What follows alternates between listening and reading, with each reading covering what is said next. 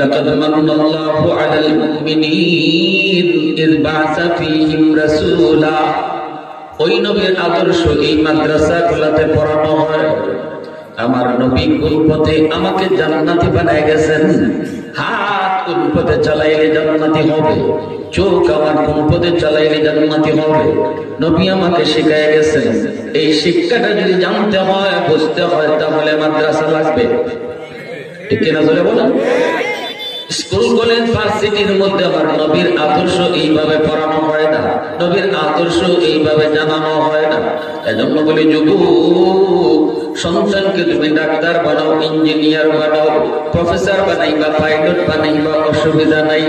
কিন্তু আমি তোমাকে বলবো রে যুবক, সবার আগে সন্তানটারে মুসলমানের সন্তান বানাও, আগে তারে মুসলমানের বাচ্চা বানাও।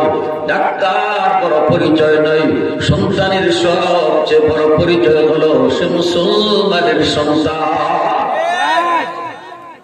মুরগির বাচ্চা জন্ম নিলে মুরগি হয়, কিন্তু মানুষের বাচ্চা জন্ম নিলে মানুষ হয় না, তারে মানুষ বানাইতে হয়। মানুষ বানানোর তরিকা, মানুষ বানানোর শিক্ষা আল্লাহ তার কোরআনের পবিত্র কোরআনের সূরাতুর রহমান আল্লাহ বলেন, আর রহমান আল্লামাল কুরআন খালাকাল ইনসান। আল্লাহ বলেন মানুষ বানানোর শিক্ষা হলো, মানুষ হওয়ার শিক্ষা হলো কোরআনের শিক্ষা। এজন্য আমার সন্তানকে আমি জন্ম দিয়েছি, মানুষ বানাইতে পারি নাই। আল্লাহ কয়, যদি সন্তানকে মানুষের বাচ্চা বানাইতে হয় তাহলে কোরআন শিক্ষা দাও। আল্লাহর কালামের শিক্ষা, কোরআনের শিক্ষা। আমার সন্তানকে মানুষের সন্তান বানায়। কোরআন যার জীবনে আছে তারে আল্লাহ মানুষ কয়। হালাল হারামের জীবন, বৈধ অবৈধ যার জীবনে পাওয়া যায় আল্লাহ তার মানুষ কয়। যার জীবনে হালাল নাই, হারাম নাই, জায়েজ নাই, নাজায়েজ নাই, বৈধ নাই, অবৈধ নাই, যা পায় তা খায়, যা দেখতে মন চায় তা দেখে, যা করতে মন চায় তা করে। আল্লাহ বলে সে দেখতে মানুষ হলেও মানুষ না। ঠিক কিনা বলেন? হায়ওয়ান, গরু, ছাগল, জীব জানোয়ার গুলি যা মন চায় তা করে, যা দেখতে মন চায় তা দেখে, কারণ এদের উপরে কোনো বিধিবিধান নাই। গরু ছাগলের উপরে জান্নাত নাই, জাহান্নাম নাই। গরু ছাগলের উপরে শরীয়তের কোনো বিধান নাই, জায়েজ নাই, নাজায়েজ নাই, হালাল নাই, হারাম নাই, বৈধ নাই, অবৈধ নাই। গরু, ছাগল, হাঁস, মুরগির উপরে কোনো ফতোয়া নাই।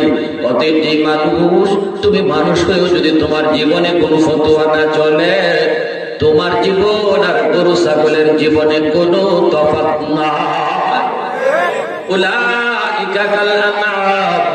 এই কথাটা আমি মৌলবী কই নাই, আমি কইলে আপনারা আমার উপরে রাগ করতেন।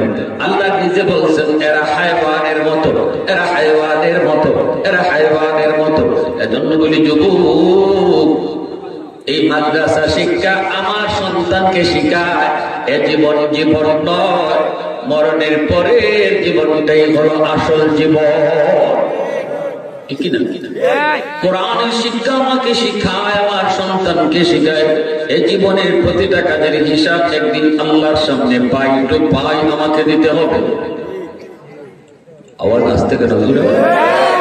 এটাই না মাদ্রাসা শিক্ষার মূল মন্ত্র। কি মাদ্রাসা শিক্ষার মূল মন্ত্র হলো জবাবদিহিতামূলক জীবন ব্যবস্থা তোমাকে শিখায় মাদ্রাসা। করলাম শেষ? জি না, মাদ্রাসা শিক্ষার মূল মন্ত্র হলো করলাম শেষ নয়, যা করতেছো সব কিছুর হিসাব পাই টু পাই দিতে হবে। এই কথা যদি কারো দিলের ভিতরে থাকে, এই ডাক্তারে ভুল সার্টিফিকেট দিবে টাকা লোভে পড়ে, সিজার করতে হবে, নইলে বাচ্চাও মরবে, মাও মরবে। অথচ ডাক্তার জানে সিজার লাগবে না।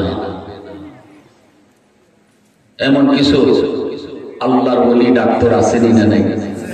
হ্যাঁ, যে ডাক্তার ভালো করে জানে সিজার লাগবে না, এরপরও কয় সিজার করতে হবে কারণ বিল বেশি আসবে, ওই ডাক্তারকে ডাক্তার বলবেন না ডাকাত বলবেন?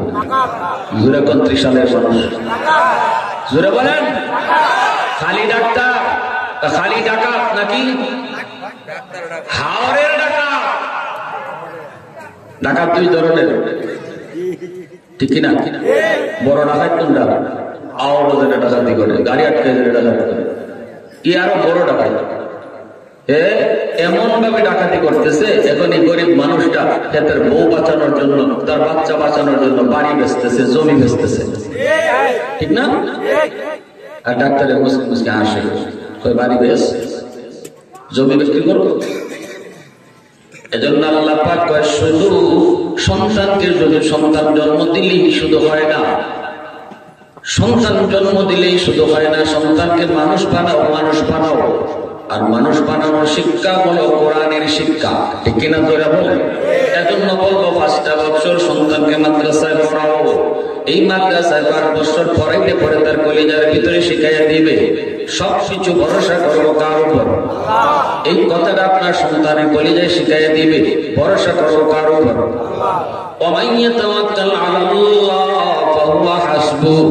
আল্লাহ কয় আমার উপরে যে 100 ভরসা করে আমি তার সাথে 100 লেনদেন করি। 50% যে ভরসা করে আল্লাহ তার সাথে 50% লেনদেন করে। আমাদের ভরসাই তো আল্লাহর উপরে 100 হয় না। 50 রাখি আমি দোকানের উপরে, আর 50 দেই আল্লাহরে। কেউ 50ও দেয় না, কেউ 10 ভাগ আল্লাহরে দেয়, আর বাকি 90 ভাগ দোকানের উপরে ভরসা। কেউ চাকরির উপরে, কেউ গাড়ির উপরে, কেউ ফুলাফানের উপরে, কেউ ইন্ডাস্ট্রির উপরে। আমার এটা না থাকলে চলবো কেমনি, আমি এমনি না করলে চলবো কি করে? সবকিছু ভরসা আমরা মুখে বলি, আমরা আল্লাহকে ভরসা করি, আল্লাহর উপরে ভরসা করি, কিন্তু কাজে প্রমাণ করে আমরা মূল ভরসাটা দুনিয়ার উপরে করি, ঠিক না? মূল ভরসাটা দুনিয়ার উপরে না হলে দোকানদার আদানের সময় দোকান বন্ধ না করে কেন সে নামাজে দেয় না? যদি ভরসাটা আল্লাহর উপর হইতো যে না দোকান আমারই রিজিক দেয় না, রিজিক দেয় কে? আল্লাহ, তাহলে আযান শোনার পর দোকানদার কেন দোকান বন্ধ করে না? যিনি আমাকে রিজিক দেয় ইনি আমারে রাখতেছে। মসজিদের মিনার থেকে মুয়াজ্জিন না, আমার আল্লাহ আমাকে ডাকে, আল্লাহু আকবার, আল্লাহু আকবার, আল্লাহ বড়, আল্লাহ বড়। আল্লাহ ডাকে, বান্দা তোর দোকানদারি বড় না, আমি আল্লাহ বড়, আয় আমি তোর রিজিক দেই, তোর দোকানে রিজিক দেয় না, আমি আল্লাহ ডাকতেছি, আয় আয় মসজিদে আয়। আল্লাহ ডাকে দিনে 5 বার। এরপরে যখন আমি যাই না, কাস্টমার আইছে এই সময় বেশি, কাস্টমারে মাল দিতেছি, তখন আমার কাজে প্রমাণ করে আল্লাহ তুমি বড় না, দোকানদারিটা বড়, তুমি খাওয়াও না, দোকানে খাওয়ায়। কষ্ট পাইতেছেন আপনারা? জোরে বলেন। সাহাবায়ে কেরাম রাদিয়াল্লাহু তাআলা আনহুদের জামানা এইভাবে কোরআনটা পিছনে নিছেন, আর একটা কূপ দিলেই কাট কাটাটা শেষ। এরপর আযান হয়ে গেছে, আযানের শব্দটা শোনা মাত্রই একটা কূপ দিলে কাজ শেষ হয়। এরপর কোরআনটা পিছনেই ফালাই দিয়েছেন, সামনের দিকে আনেন নাই। এই কথা কই আল্লাহ তুমি কইতেছো তুমি বড়, আর আমিও তোমার কথায় সম্মতি দিলাম, আমার কাজ বড় না, তুমিই বড়। পিছনের দিকে কোরআনটা ফালাই দিয়েছেন। মহিলারা এরকম ভাবে সেলাই করতেছে, সেলাই একটা গাই দিলে পরে সেলাই কাজটা শেষ। অনেকক্ষণ ধরে সেলাই করছে, একটা গাই দিলে পরে সেলাই কাজটা শেষ। আযান হয়ে গেছে। আল্লাহর বান্দি নবীর যুগের মহিলারা কাজটা সাথে সাথে এখানে সুই সুতা রেখে দিছে, আর কাজ করা যাবে না। আল্লাহ বলতেছে বান্দি আমি বড়, তোর কাজ বড় না। সাথে সাথে আল্লাহর বান্দি কয় হ মালিক ঠিক বলেছো, তুমিই বড়, কাজ বড় না, রেখে দিলাম কাজ। যেরকম সুবহানাল্লাহ, আল্লাহু আকবার।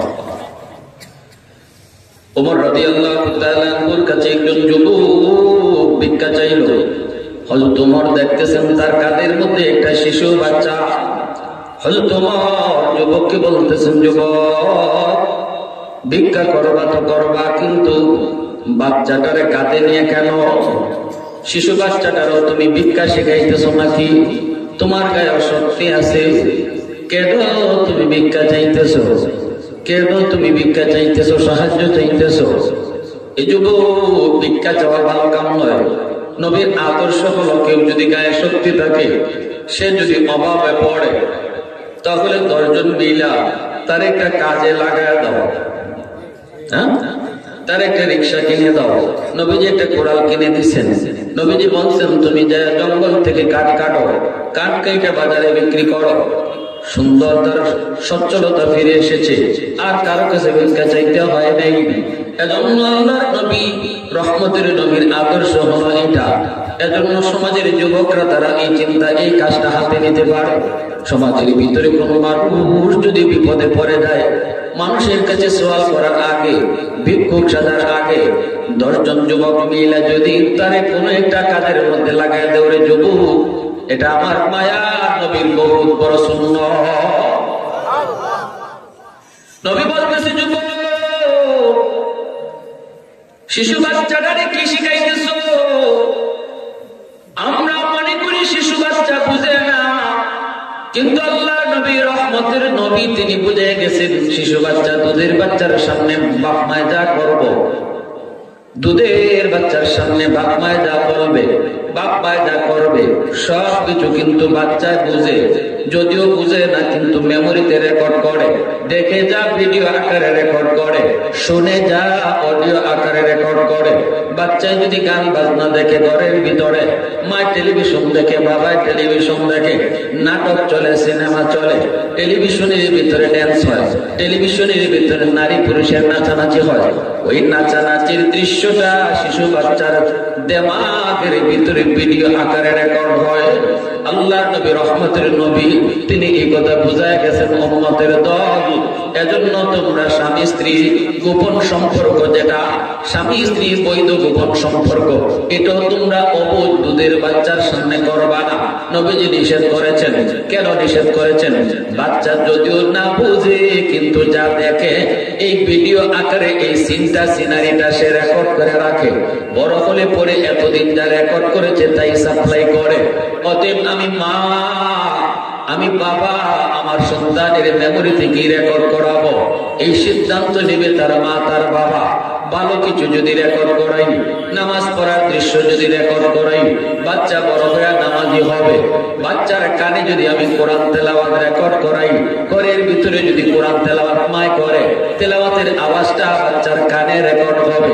এই বাচ্চা যেদিন সাপ্লাই দিবে, এতদিন সে যা রেকর্ড করেছে বড় হলে পরে তাই সাপ্লাই দিবে। এজন্য ঘর হলো বাচ্চার সর্বপ্রথম বিদ্যালয়, আর বাপ মা হলো তার সর্বপ্রথম শিক্ষক। এজন্যই মা বাবা সন্তানের শিশুকালটার দিকে ভালো করে নজর রাখবেন। অবহেলায় বাচ্চার শিশুকালটা নষ্ট করবেন না। শিশুকালটা হলো জীবনের ফাউন্ডেশন। ফাউন্ডেশন যত মজবুত হয়, ঘর তত মজবুত হয়। আওয়াজ আজ থেকে নজরে বলেন কি ভাই? ফাউন্ডেশন মজবুত হইলে ঘর মজবুত, ফাউন্ডেশন দুর্বল হইলে ঘর। আমার শিশু বাচ্চাটার দিল দেমাগ কেমন ভাবে আমি ঘরে তুলবো, এটা বাপ মার সিদ্ধান্তের উপরে নির্ভর করবে। কখনো বাচ্চাকে বিজাতীয় কালচার দেখাবেন না, বিজাতীয় কালচারে বড় করবেন না। মনে করবেন না আমার মেয়েটা তো ছোট, এর হাফ প্যান্ট পরাইলে অসুবিধা কি, এর গেঞ্জি পরাইলে অসুবিধা কি? অসুবিধা আপনি বুঝেন না, অসুবিধা আমার নবী বুঝছেন। এর জন্যই নবী নিষেধ করে গেছেন। আরে ভাই আওয়াজ দেন না কেন? জোরে বলেন। আমরা বুঝি কম বেশি বুঝি না, আল্লাহ রাসূল বেশি বুঝেন। হ্যাঁ, আমার যুক্তি, আমার বুদ্ধি, আমার ব্রেইন, আমার বিবেক, আমার পড়ালেখা সব এক জায়গায় যে আটক যখন শুনবো এখানে আমার নবীর কথা আসছে, ঠিক না? আমার মতে মত নয়, নবীর মতে মত। এর নাম কি? উম্মত। এর নাম বলেন, আমার সাথে বলেন, আমার মতে মত নয়। সবাই কোন আমার মতে মত নয়, নবীর মতে মত। এর নাম উম্মত, এর নাম উম্মত। আপনি যত বড় পণ্ডিতই হন, আমার রাসূলের কথার সামনে পণ্ডিতি বাতিল, ঠিক না? যত বড় পণ্ডিত হন, যত বড় বুদ্ধিজীবী হন, কারণ আমার রাসূল নিজের থেকে কিছুই বলেন না। রাসূল যা বলেন সব কার পক্ষ থেকে? ওমা ইয়ানতিকু আনিল হাওয়া ইন হুয়া ইল্লা ওয়াহয়ুন ইউহা। এজন্য আমার ভাইরা বন্ধুরা, হযরত ওমর বলতেছেন, যুবক কেন তুমি শিশু বাচ্চাদের কাঁধে নিয়ে তুমি এরকম ভাবে ভিক্ষা করো, একটু বলো। ওই যুবক তখন বলতেছে, হুজুর আমি আমার বাচ্চাটারে কেন কাঁধে নিয়ে ঘুরি? আমি যদি আমার জীবনের কাহিনী আপনারে শোনাই, এই বাচ্চাটার জীবনী, এই বাচ্চাটার ঘটনাও যদি আপনারে বলি, আমার এই বাচ্চাটার ঘটনাটাও যদি আপনারে আমি খুলে বলি, আপনি চোখে পানি রাখতে পারবেন না, আপনার দিলটা পর্যন্ত কেঁপে উঠবে। এই কথা বলতেই হয়তো তোমার বলতেছে, তাহলে কও শুনি। বলতেই যুবক চোখের পানি বুঝতেছে আর বলতেছে, হুজুর আমার সংসারটা বড় সুন্দর চলছিল, আমি একটা নেককার দিনদার আল্লাহওয়ালি বউ পাইছি, আমার বউটা বড় দিনদার, আমার বিবি বড় আল্লাহওয়ালি, 5 ওয়াক্ত নামাজ ঠিক মতো পড়তো, পর্দার ভিতরে থাকতো, কোরআন তেলাওয়াত করতো, আমি স্বামীর জন্য আল্লাহর কাছে হাত উঠে দোয়া করতো। যেই ঘরে বিবি স্বামীর জন্য দোয়া করে, স্বামী বিবির জন্য দোয়া করে, এই ঘরের ভিতরে আল্লাহর পক্ষ থেকে রহমত বৃষ্টির মতো নাজিল হয়। আল্লাহ নবী রহমতের নবী, উম্মতের দল, ঘরে রহমত চাও, বরকত চাও, নামাজের সময় বিবি সাহেব যদি ফজরের সময় আগে উঠো, তাহলে স্বামীর ফজরের সময় ঘুম থেকে উঠাইও, মাথায় হাত তোলাইয়া পায়ে হাত ধইরা তুমি স্বামীর ঘুম থেকে উঠো, স্বামী গো ফজরের টাইম হয়ে গেছে, একটু উঠো। রাসূল কয় যদি এরপরও স্বামী না উঠে, তখন হাতের মধ্যে হালকা একটু পানি নিয়ে স্বামীর মুখে একটু পানি ছিটা দিবে। রাসূল কয় যে ওইটা করবা, যে আগে উঠবাই পরের দণ্ডে এইভাবে করবাই হালকা। রাসূল কয় যার মুখে পানি ছিটা দিতেছ তুমিও কিন্তু হজম করো, যদি হজম করতে পারো আর দুজন এইভাবে উঠতে নামাজ পড়ো, আমি রাসূল গ্যারান্টি দিয়া কই এই করে আল্লাহর পক্ষ থেকে রহমত বৃষ্টির মতো নাজিল হয়। স্বামী স্ত্রীর ভিতরে আল্লাহ মহব্বত বাড়ায় দিবে, ভালোবাসা দিন দিন বাড়ায় দেবে। ভালোবাসা বাড়ায় কমায় কে? আরো জোরে কম। টাকা দিয়া ভালোবাসা কিনা যায়নি, ক্ষমতা দিয়া, মিনিস্টার হইয়া এটাও পারে না। প্রধানমন্ত্রী হইলে ভালোবাসা দেয়, কমায়, বাড়ায় কেনা? আরো জোরে কম। দিলের মালিক আল্লাহ, ভালোবাসা তাকে দিলে, ঠিক না?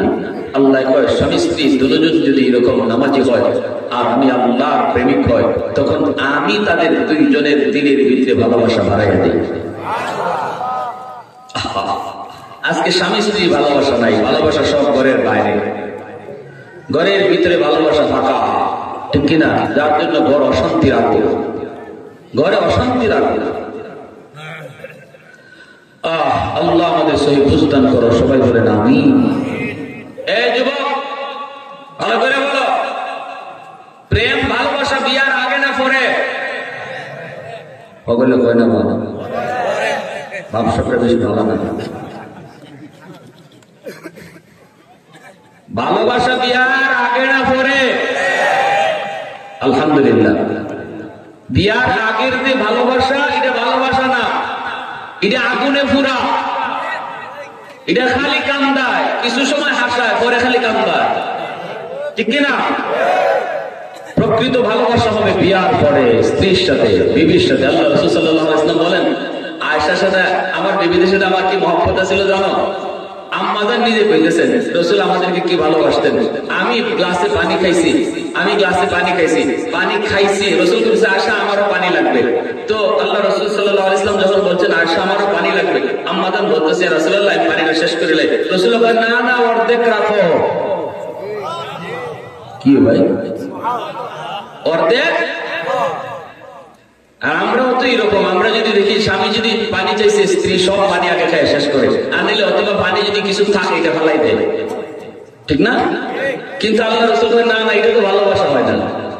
মহব্বত ভালোবাসার প্রমাণ হলো তুমি কিছু পানি রাখো, তোমার খাওয়া পানিটা আমি খাবো, তোমার খাওয়া বাকি পানিটা আমি খাবো, এটা হলো ভালোবাসার আলামত। আম্মাজান বলেন নবীজি এই বাকি পানিটা খাইতেন, তাও কিভাবে খাইতেন এটা আরো আশ্চর্যের বিষয়।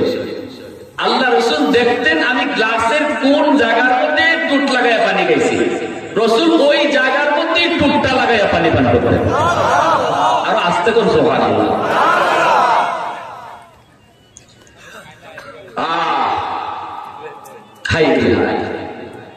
কেন আজকে মুসলমানের ঘরে এত অশান্তি? গন্ডগোল কোন জায়গায়? গন্ডগোল তো আমরা লাগাই রাখছি এক জায়গায়, দৌড়াই আরেক জায়গায়। ঠিক না? রোগ এক জায়গায়, চিকিৎসা আরেক জায়গায়, আগুন এক জায়গায়, পানি আরেক জায়গায়। হবে না, লাভ হবে না। আমার ভাইয়েরা বন্ধুরা, যুবক এইবার হযরত ওমর বলে বল, ওই যুবক বলতেছে আমার বিবি সাহেব বড় দিনদার, বড় নেককার, বড় আল্লাহর ওয়ালি, আমার বিবিকে নিয়ে আমি সুন্দরে চলছি, অভাবের সংসার, এরপর আমার বিবির কোনো অভিযোগ নাই, আমার উপরে কোনো অভিযোগ নাই, কখনো এই কথা বলে না তোমার ঘরে আইয়া আমি কি পাইলাম, এক বেলা খাই আরেক বেলা খাইতে পারি না, সোনো পাউডার পাই না, কোনো অভিযোগ সে আমার উপর করে না। এক বেলা যদি না খায় এক বেলা খায়, এতেই সে সবর করে। আমি যদি মন খারাপ করি আমাকে আরো সান্ত্বনা দেয়। আল্লাহু আকবার করে বলে, বীর স্বামী গো টেনশন করো না, টাকা পয়সার মধ্যে মহব্বত আর শান্তি নাই, শান্তি হলো স্বামীর বুক ভরা ভালোবাসা।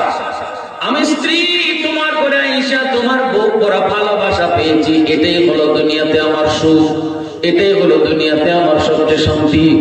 এই যুবক ভালো করে ইয়াদ রাখবা, মখমলের বিছানা, এসি রুম, দামি দামি গাড়ি, আর গাড়ির মধ্যে কিন্তু শান্তি নেই। শান্তি হলো স্বামী স্ত্রী একে অপরকে যখন বিশ্বাস করবে, একে অপরকে যখন 100 ভালোবাসা দিবে। বিশেষ করে যে স্ত্রীটা স্বামীর বুক ভরা ভালোবাসা পায়, এই স্ত্রী যদি ভাঙ্গা করেও থাকে, রিক্সাওয়ালার কাছেও যদি তার বিয়ে হয়, দিনমজুরের কাছেও যদি তার বিয়ে হয়, কোন রকম ভাঙ্গা করে থাকে, এরকম বিছানাও নাই, জিনিস আসবাবপত্র করে তেমন কিছু নাই, কিন্তু স্বামীর বুক ভরা ভালোবাসা আছে, এই মহিলাটাই হলো দুনিয়াতে সবচেয়ে সুখী। আর যে স্বামীর বুক ভরা ভালোবাসা নাই, কিন্তু স্বামীর গাড়ি আছে, বাড়ি আছে, ফ্যাক্টরি আছে, রাত 2টা বাজে মদ খায়া করে ঢুকে, বিবি কই খবর নাই, কোনো খবর নেয় না, আইসে তার মতো। বিবি যদি জিজ্ঞেস করে কইছিল, কথা কইস না, আমার কত গার্লফ্রেন্ড বয়ফ্রেন্ড, কত ক্লাব টাব আছে, এগুলা সাইরে আইতে একটু সময় লাগে না, কথা কয় না। যে মহিলাটা স্বামীর আশায় রাত অপেক্ষা আছে আমার স্বামী কখন আসবে, সে ঘরে ঢুকে যদি মাতাল হইয়া মুখ বেংলাইয়া এইভাবে কয় আমার কত ক্লাব আছে, কত পার্টি আছে, এগুলা কইরে আসি, তুমি আমার অপেক্ষা করো কেন? ওই মহিলাটা এই মখমলের বিছনার, এসির রুম আর লক্ষ কোটি টাকার গাড়ি, এই কিছু পাইয়াও কি তার কলিজায় শান্তি আছে? জোরে বলেন। যুবক বলতেছে, হুজুর আমার স্ত্রীটা বড় দিনদার, আমি যা দিই তাতে সে খুশি, এইভাবেই চলছে, কিন্তু আমার তো বড় কষ্ট লাগে, আমি পারি না, রুজি পাই না, রুজি করতে পারি না, কাজকর্ম পাই না। একদিন আমার বাড়ির পাশ দিয়া এরকম একদল ব্যবসায়ী কাফেলা যায়, সিরিয়ার দিকে তারা যাইতেছে। আমি জিজ্ঞেস করলাম, ভাই তোমরা কই যাও? কই সিরিয়ায় যাই ব্যবসার জন্য। আমি বললাম, ভাই রে আমাকে তোমরা সাথে নিবাইনি? কই নিতে পারি, তবে তোমাকে আমরা দিনে 500 টাকা দিব, মজুরি তোমার এই, রাজি থাকলে তুমি আমাদের সাথে চলতে পারো, তোমাকে আমরা যতদিন আমরা আসাম সিরিয়ায় থাকবো ততদিন হিসাব করে দিনে 500 টাকা মজুরি তোমাকে আমরা দিব। যুবক বলে, ঠিক আছে আমি রাজি, এবার একটু অপেক্ষা করো। স্ত্রীর কাছে এসে বলতেছি, বিবি গো, ও বিবি, ও বিবি, একটু পরামর্শ আছে বলো।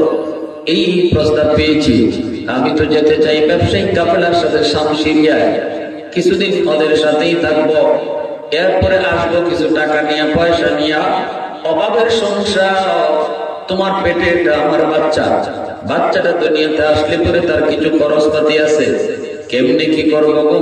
বিবি একটু অনুমতি দাও, অনুমতি দিলে পরে আমি ব্যবসায় যেতে পারি। সাথে সাথে বিবি সাহেব, না গো স্বামী, আমার ব্যবসায় 1 কোটি টাকা লাগবে না, আমি যা পাই তাতেই তো আমি খুশি, আমাদের তো সুন্দরী চলছে, আরামে চলছে, তুমি আমার কাছে আসো, এটাই হলো আমার জীবনের সবচেয়ে সুখ। দূরে যাওয়ার প্রয়োজন নাই, এর মাঝে আমার পেটে তোমার সন্তান, হঠাৎ কখন কি হয় কিছুই জানি না, ডেলিভারির সময় যদি তোমাকে কাছে না পাই, ওই বিপদের সময় আমি কি করব, কে আমাকে দেখশন করবে গো স্বামী? শুনেছি ডেলিভারির সময় কত মা দুনিয়া থেকে বিদায় হয়ে যায়, কষ্ট সইতে না পারে কত মা দুনিয়া থেকে বিদায় হয়ে যায়। ডেলিভারি কষ্ট মা শুধু জানে, দুনিয়ার আর কেউ বুঝবে না। স্বামী গো, তখন যদি তুমি থাকো তখন তো আমার অনেকটা বল থাকবে, ভরসা থাকবে। স্বামী গো, না গো বিবি, ভয় পেও না, আমার সন্তানটাকে আমি আল্লাহর হাওলা করে গেলাম। বিবির কাছ থেকে অনুমতি নিয়ে যুবক রওনা দিয়ে দেয়। শামসিরিয়া ব্যবসা হয়। বেশ কিছুদিন পর বাড়ি ফিরল। আইসা দরজার পাশে আইসে ডাক দে বিবি, কিন্তু দরজা বন্ধ, কেউ দরজা খোলে না। ঘরের ভিতরে কোন মানুষের আওয়াজও নাই, কোনো আওয়াজ নাই, কোনো আওয়াজ নাই। যুবক দৌড় দিয়ে পাশের বাড়িতে যায়, বলতেছি ভাইরে, আমার ঘরে কোনো আওয়াজ নাই, ঘটনাটা কি একটু কও না। সাথে সাথে লোকটাই কই, ভাই তুই ভিতরে আয়, আগে হাত মন্দ কিছু খা। না রে ভাই, তুই কো কি হয়েছে, আমার ঘরটা এরকম লাগানো কেন? আমার বিবি সাহেব, আমার বিবির পেটে আমার সন্তান ছিল, সন্তান কই? খাওয়া দাওয়া করে লোকটাই কই, ভাই তুই পেরেশান হবি না রে, সব কিছু আল্লাহর ইচ্ছা। আল্লাহ পাক রব্বুল আলামিন তো বিবিরে নিয়ে গেছে, প্রচন্ড ব্যথা শুরু হয়েছে। এই ব্যথা সহ্য করতে না পেরে সে শহীদ হয়ে গেছে। যেই মহিলারা প্রসব ব্যথার সময়, প্রসব বেদনায় তারা মারা যায়, আল্লাহ কিয়ামতের ময়দানে তাদেরকে শহীদের মর্যাদা দান করবে। আমি অবাক, চিৎকার করবো নাকি কাঁদবো কিছুই বুঝি না। পেটে সন্তান নিয়েই তোমার স্ত্রীকে দাফন করা হয়েছে। আমি তো রাতের অন্ধকারে পাগল, একটু কোন দিকে কবর? ওই দিকে কবর, কবরটা ওই যে। আমি পাগলের মতো দৌড়ে গেলাম, কাছে যাওয়ার আগেই দেখি কবরের উপরে আগুন দেখা যায়। আমি তো ভয়ে অস্থির হয়ে গেছি গো। আমার বিবির উপর কবরে তো আযাব হওয়ার কথা না, আমার বিবির কবরে তো আগুন থাকার কথা না। আমার নবী বলেছেন যে স্ত্রীর উপরে তার স্বামী রাজি থাকে, এই স্ত্রী মরতে দেরি, জান্নাতে যাইতে দেরি হয় না। আমি তো আমার স্ত্রীর উপরে খুশি, আমি তো আমার স্ত্রীর উপরে রাজি। আমার স্ত্রী কেন কবরে জাহান্নামের আগুনে জ্বলবে না, হয় না? কবর তো ভয়ঙ্কর জায়গা রে যুবক। আল কবরু রাউযাতুম মিন রিয়াদিল জান্নাহ আও হুফরাতুম মিন হুফারিন নার। কবরের আযাব, কবরের শাস্তি আল্লাহ পাক দুনিয়াতে নগদ কাউরে দেখায় না। দুনিয়াতে আল্লাহ কবরের কোন হালত মানুষকে দেখায় না।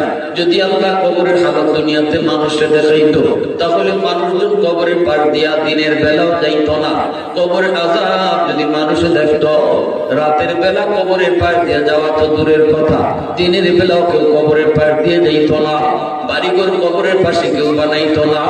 মা মারা গেলে, বাবা মারা যাওয়ার পর বাপ্পার লাশ নিয়ে সন্তান কবরে দিত না। এজন্য আল্লাহ পাক দুনিয়ার নিজাম ঠিক রাখার জন্য কবরের আযাব আল্লাহ পাক মানুষের চোখের আড়াল করে রাখছে, দুনিয়ার নিজাম ঠিক রাখার জন্য। এ ভাই যুবক, কবরের পাশে দাঁড়াইলেও তুমি কবরের হালত বুঝবে না, কারণ আল্লাহ তোমার চোখের আড়াল করে রাখছে। কিন্তু মাঝে মাঝে আল্লাহ কিছু দেখায়, মাঝে মাঝে আল্লাহ কিছু দেখায়।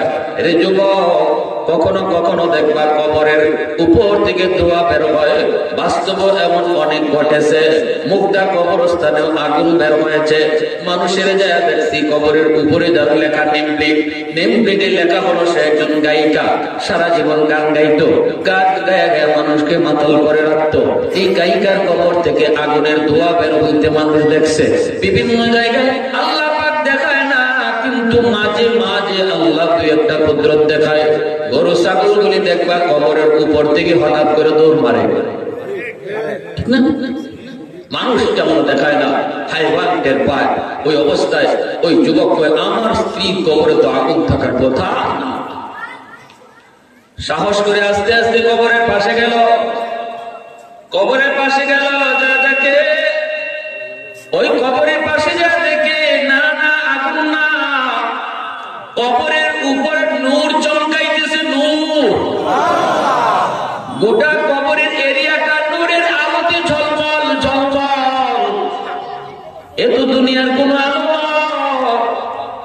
আল্লাহ রাসূল বলেন, কবরের মধ্যে যখন তিনটা প্রশ্ন করা হয়, মান রাব্বুকা ওয়া মা দীনুকা ওয়া মান হাদার রাজুল আল্লাযী বুইসা ফীকুম ইউকালু লাহু মুহাম্মদ। ধর্ম তোমার কি, আল্লাহ তোমার কে, ধর্ম তোমার কি, নবী তোমার কেডা। এই তিনটা প্রশ্ন যখন কবরের ভিতরে করা হবে, যেই মানুষটা কবরের এই তিন প্রশ্নের জবাব দিয়ে দিবে, তখনই আল্লাহ বলবে সাদাকা আবদি। আল্লাহ পাক রব্বুল আলামিন বলবে, আমার বান্দা সঠিক জবাব দিয়েছে। ইউনাদি মুনাদিন মিনাস সামা, আসমান থেকে একটা ঘোষণা দেওয়া হয়, সাদাকা আবদি, আমার বান্দা সত্য বলেছে। আফরিশু মিনাল জান্নাহ, আলবিসুহু মিনাল জান্নাহ, ওয়াফতাহু লাহু বাবান ইলাল জান্নাহ। তারে জান্নাতি বিছানা তোমরা বিছায় দাও, জান্নাতি পোশাক তোমরা পরায় দাও। দুনিয়ার কম দামি ওই দিন কাপড়ের কাপড় আমার বান্দার গায়ে আর কম দামি কাপড় নয় গো, জান্নাতি কাপড় তারে পরায় দাও। আর জান্নাত থেকে একটা শুরু তার কবরে দিয়ে দাও, যেন কবরে শুয়ে শুয়ে সে জান্নাতের সুখ শান্তি পাইতে পারে। এজন্য জান্নাতি মানুষের কবর এটা কবর নয়, হয়ে যায় জান্নাতের টুকরা। নূর চমকাইতেছে কবরের উপরে নূর। ওই যুবক বলতেছে, আমি পাগল পারা হয়ে কবরের দিক, মাথার দিক কবর খোদা শুরু করলাম আর কাঁদতেছি আর বলতেছি, বিবি গো, এত করে আমাকে তুমি না করেছিলে, যাবার জন্য মনে হয় তোমার দিলে বাড়ি দিছে, মনে হয় তুমি জবাব দিলে তখনই বাড়ি দিছে। এই প্রসবের সময় তুমি মারা যাবে, আমাকে তুমি এত করে তুমি বলছো, কিন্তু আমি তোমার কথাটা রাখি নাই।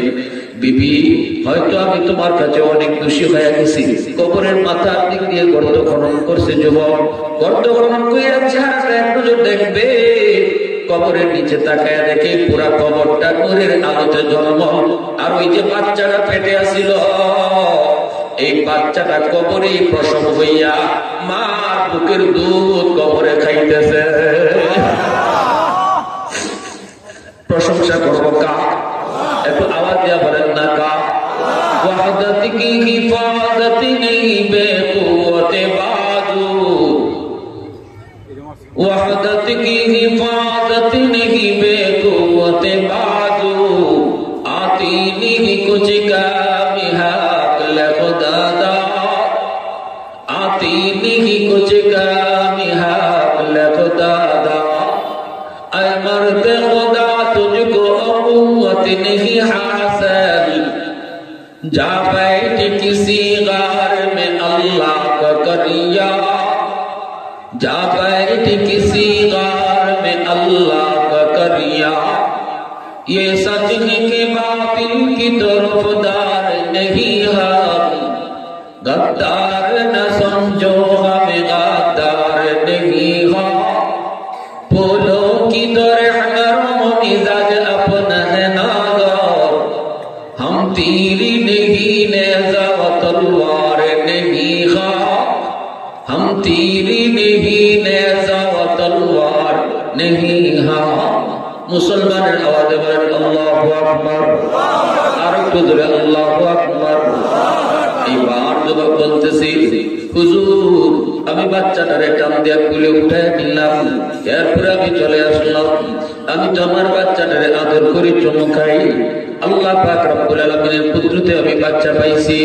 হুজুর বাচ্চাটারে পাইয়া তো আমি আনন্দে আত্মহারা হয়ে একটু চোখে ঘুম লেগে গেছে, ধরে নিয়ে আসলাম, চোখে একটু ঘুম লাগলো। আল্লাহর কাছে ঘুমের মধ্যেই যেন প্রশ্ন করলাম, মালিক মা মরলো, বাচ্চা কেমনে বাঁচব? যেন আওয়াজ আসলো, রে যুবক বাচ্চাটারে তুই আমার হাওলা করে গেছো, এজন্য আমি বাচ্চাটার জিম্মাদার হইছি। বউটারে যদি আমার হাওলা করে যাইতি, এই বাচ্চার মতো বউটার জিম্মাদারও আমি আল্লাহ হইতাম। শুধু বলেছিলাম বাচ্চাটারে আমি আমার আল্লাহর হাওলা করলাম। এ যুবক, ঘর থেকে তুমি বের হয়েছো, আবার নিরাপদে ঘরে আসতে পারবা কি পারবা না কোনো গ্যারান্টি নাই।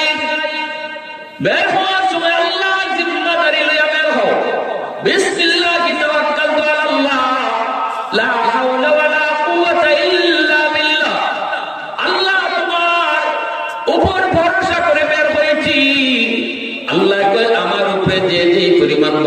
করবা, আমার উপরে যার যে পরিমাণ তাওয়াক্কুল করিব আমি তার সাথে ওই পরিমাণ লেনদেন করি। আল্লাহু আকবার। অতএব যুবক, তুই তো বলেছিলি আমি আমার সন্তানটারে আল্লাহর হাওলা করে গেলাম, কিন্তু কেন তুই যদি বলতি আমি আমার সন্তান এবং তার মা দুজনকে আল্লাহ তোমার হাওলা করে গেলাম, দুজনের জিম্মাদার আমি আল্লাহ হইতাম। মুহাব্বতের সাথে বলেন আল্লাহু আকবার। আর একটু জোরে বলুন আল্লাহু আকবার। এজন্য আমার ভাইরা বন্ধুরা, সন্তানটারে আল্লাহর হাওলা দিয়ে মাদ্রাসায় ভর্তি করে দেন। হুজুর আমি আল্লাহর হাওলায় তোমার আমার বাচ্চাটারে মাদ্রাসায় নিয়ে গেলাম। আল্লাহ পাক কয় আল্লাহ তুই যখন আমার হাওলা দিয়ে তুই আমার কোরআনের প্রতিষ্ঠানে দিয়ে যাবি, এই বাচ্চাটাকে আমি আল্লাহ আবার নিরাপদে তুমি বাবার কোলে ফিরিয়ে দিব। মূসা নবীর আম্মা যেইভাবে নদীতে ভাসাইয়া দিয়েছিলেন আল্লাহর হাওলা কইয়া, ওই মূসারে আমি যেইভাবে আবার নিরাপদে মার কোলে ফিরিয়ে দিছি, শুধু ফিরিয়ে দিছি তা না, নবী বানায় ফিরিয়ে দিছি। ফাউহাইনা ইলা উম্মি মূসা আন আরজিই ফাইদা খিফতি আলাইহি ফালকিহি ফিল ইয়ামি ওয়ালা তাখাফি ওয়ালা তাহজানি ইন্না রাদুহু ইলাইকি ওয়া জাইলুহু মিনাল মুরসালিন। আল্লাহ কই মূসার মা আমার হাওলা কইরা নদীতে ভাসাইলে সন্তান শুধু ফিরে দিব তা না, নবী বানায় ফিরে দিব। আল্লাহ পাক আমাকে আপনাকেও কয় বান্দা, যেই জমানায় নবী থাকবে না, নবীর ওয়ারিস উলামায়ে কেরাম থাকবে, ওই জমানায় তুমি তোমার সন্তানটারে যখন মাদ্রাসায় দিবা, আমি আল্লাহর হাওলা কইরা ওই সন্তানটারে আমি নবী বানায়া পারবো না, কারণ নবীর জমানা শেষ। কিন্তু নবীর ওয়ারিস বানায়া তোমার কুলে আবার ফিরে দিব। আল্লাহু আকবার। আরেকটু জোরে বলুন আল্লাহু আকবার। কিয়ামতের ময়দানে আল্লাহ পাক কইব, কই বাপ মারা একটু আসো, কই মা বাবারা আসো। নবীর বাপ মা কইব আল্লাহ আমি তো অমুক নবীর আব্বা, অমুক নবীর আম্মা। আল্লাহ কইব আমি কোন নবীর বাপ মারে খুঁজি না। সাথে সাথে আলেমের বাপ মা, হাফেজ কোরআনের বাপ মা কইব আল্লাহ আমি অমুক হাফেজ সাহেবের আব্বা, অমুক হাফেজ কোরআনের মা। আল্লাহ বলবে আমি তো তোমাকে খুঁজতেছি রে বান্দা। আল্লাহ তখন নিজের হাতে ওই বাপমার মাথায় মুকুট পরাইয়া দিবে, পাগড়ি পরাইয়া দিবে। মান কারাআল কুরআন আমিলা বিমা ফিহি ওয়াল বিসাবালিদাহু তাদান ইয়াউমাল কিয়ামাহ। আল্লাহর নবী বলেন ওই দিন আল্লাহ নিজের হাতে পাগড়ি পরাবে। দুনিয়াতে সন্তানের মাথায় পাগড়ি পরাইছে মানুষ, আর কিয়ামতের মাঠে ওই হাফেজ কোরআনের বাপমার মাথায় পাগড়ি পরাইবেন আল্লাহ নিজে। আল্লাহর হাতে পাগড়ি পরার নিয়ত কার কার আছে? হাত উঠে আল্লাহকে দেখাও। আল্লাহ তুমি কবুল করো, জোরে বলুন আমিন।